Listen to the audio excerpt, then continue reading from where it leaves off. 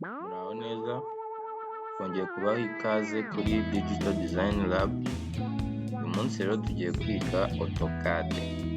autoCAD hari abantu bakomeje kugenda basaba ko twajya tubakorera autoCAD nayo bakagira ibyo bayimenyaho. Turatangiye rero, mube hafi twige dukomeze twongere ubumenyi. Tugiye kwiga uno munsi gukora open cyangwa se gufungura autoCAD no gusetinga unity dukoreramo. Nibyo tugiye kureba. Hari uburyo bubiri dufite bwo kuba twafunguramo autoCAD. Bwa mbere tuza hano kuri start, tugakandaho tubona autoCAD yacu hano, then double click.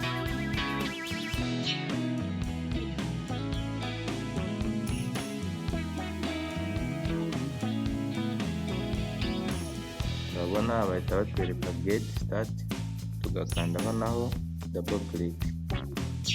Gutya urabona ko autoCAD yacu ifungutse. Working place ni ahangaha nyine dutangiriza. Reka tuyifunge turebe uburyo bwa kabiri. Tuza hano kuri close, tugaclosinga. Uburyo bwa kabiri nabwo ni ukureba ino shortcut turi kubona kuri desktop, tugakandaho double click.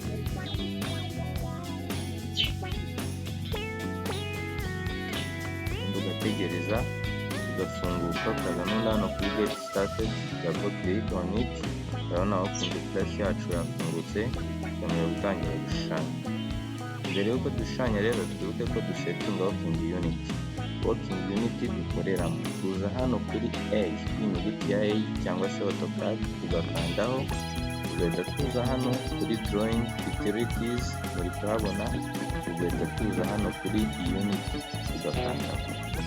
Iyo tuje kuri type, hano duhitamo nimba dukoresha architecture, nimba ari decimal, nimba ari engineering unity.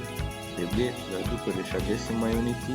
Reka dukande hano precision izajya iba ari 0, then unit dukoresha wenda centimeters. Hano n'ubundi ni international tuzadukoresha, hano dukoreho. Abonye ko dusetinga working unit. Ubwo ni uburyo bwa mbere. Uburyo bwa kabiri ushobora kwandikamo hano muri working place, kwandika unity. Cyandika unity hano bahita bayikwereka ngiyi, ugakandaho imwe. Urabona nabo bahita bakwereka za working unity. Nimba ari architecture n'urugero ushaka, ugahitamo ariya duhisemo architecture. Ubwo turagendana n'ama inches, tuze dufate inch, tuze dufate international, dukore OK. Cyangwa se twongeye twandike unit, tuzi nyine muri unity ifatire ya decimal tuzajya dukoresha twebwe. Dufate precision ya 0, unity to scale insert content ni centimeters, then dukore OK. Kugira ngo ducekinge koko nimba ibyo tumaze gushyiramo ari byo, line